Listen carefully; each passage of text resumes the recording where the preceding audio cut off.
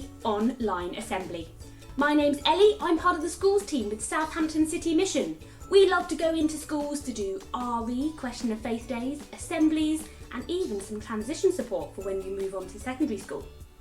But today, because we're trying to keep a social distance, I will be bringing you your assembly online. But what will it look like? Well, we're going to start by asking you a question to think about. I'm going to tell you a Bible story. I'm going to set you a challenge for the week. And we're going to end our time together with a prayer, just like we would do if we were visiting you in school. Now, today is the first in a series of assemblies thinking all about values, or in the Bible they are known as the fruit of the Spirit. And today's topic is all about love.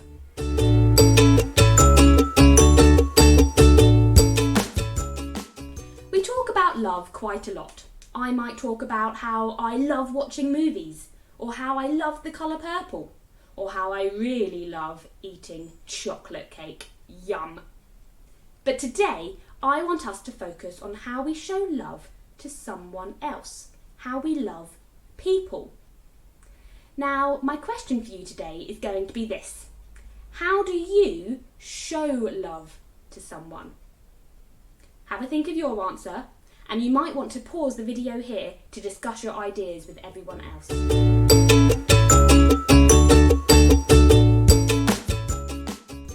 I believe that there are actually 5 ways that we can show love to someone. Maybe you came up with some of these.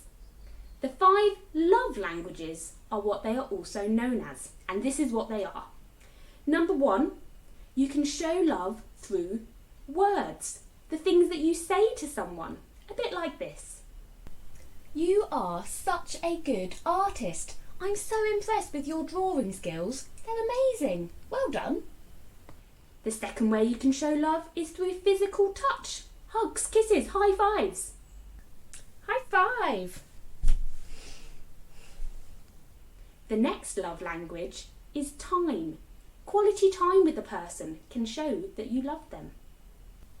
I'll stay with you whilst we wait. Why don't we play a game? Your turn. You can also show love through gifts, giving somebody a gift, whether it's bought or homemade. I saw this hair clip and thought it would really suit you, so here you go. That's for you. And the final way that you can show love is through acts of service, when you do something for somebody else. Can I help you with your maths homework? It'll be easier if we do it together. Some people feel that one way of showing love works better for them than the other. But all 5 ways are great at showing love to everyone.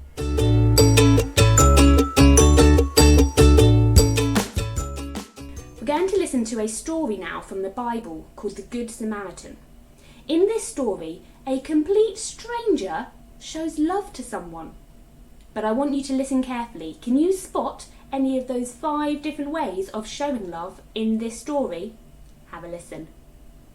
This is the story of the Good Samaritan. One day, Jesus was teaching a crowd of people, and an important teacher said to him, "Jesus, what must I do to have eternal life, to have life forever?" "Well," said Jesus, "what does the law say you should do?"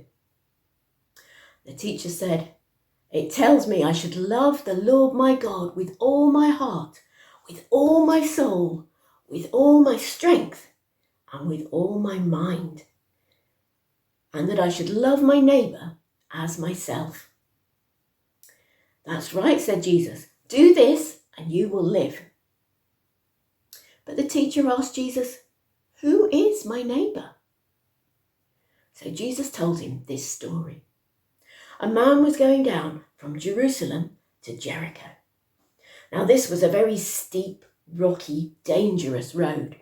And out from behind the rocks came some robbers, and they beat the man up. They grabbed him, they took all his clothes, they took all his money, and they left him for dead. But also coming down the road was a priest.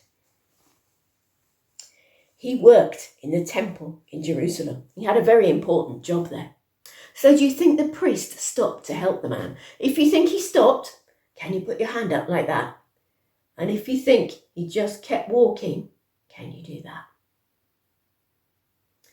The priest walked past the man on the other side of the road and carried on his journey.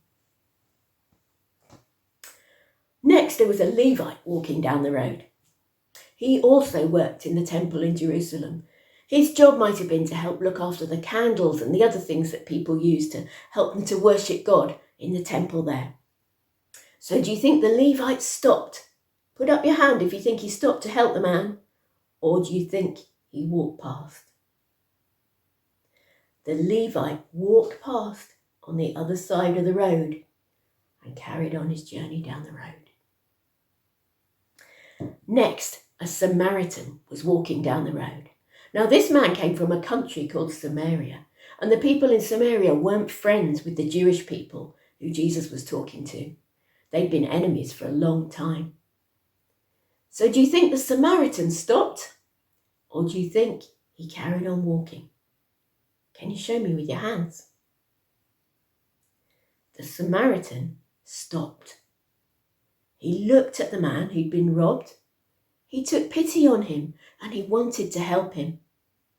He had some wine with him and he used the wine to disinfect the man's wounds. He had some oil with him and he used the oil to wipe the man's wounds and soothe them, to help them to heal.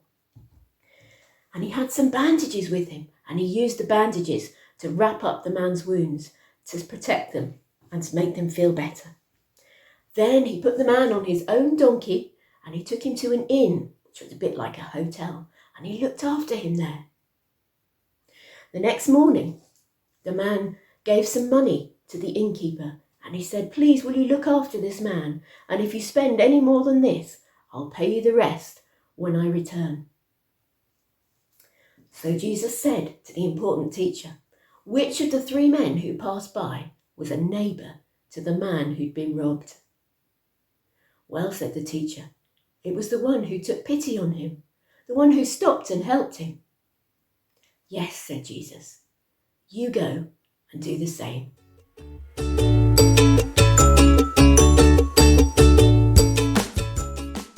Here at Southampton City Mission, we take that story on board. We love God and we try to love our neighbours, particularly through the Basics Bank. We love our neighbours across the city of Southampton by helping them with emergency food or clothing to anyone that might be in need.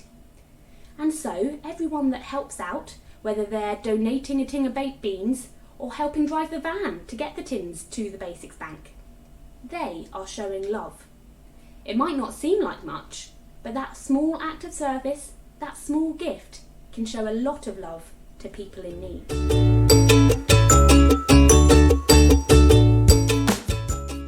So, on to this week's challenge. I challenge you to show love in a different way. Think about those 5 different love languages I've talked about. Touch, words, time, gifts, and acts of service. And try showing love to someone in a way that you wouldn't normally.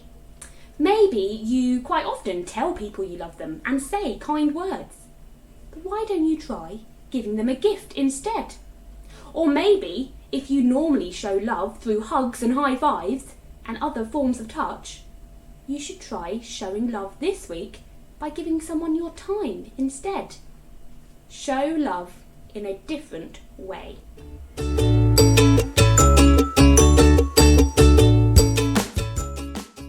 We're going to finish the assembly today by spending some time in quiet reflection. I'm going to say a prayer, which just means I'm talking with God, and maybe you'd like to join in.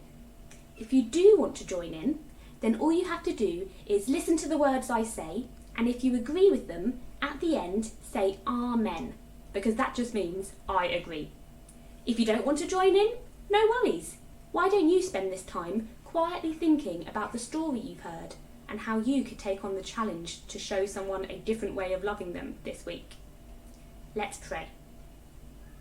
Dear God, thank you for all the people in the world who love us. Thank you, God, that you love us too, all the time. Please help us to show that love to everyone else as well. Whether that is through words or gifts or acts of service, help us to make the world a more loving place. If you would like to agree, you can say Amen.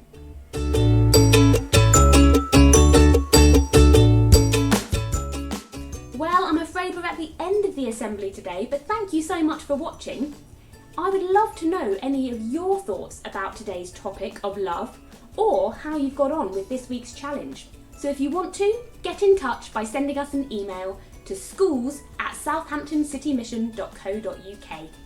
We will be back next week with another Thoughts at 3 online assembly, where we will be continuing our topic of values, and next week we'll be talking all about joy. I hope to see you then. Bye!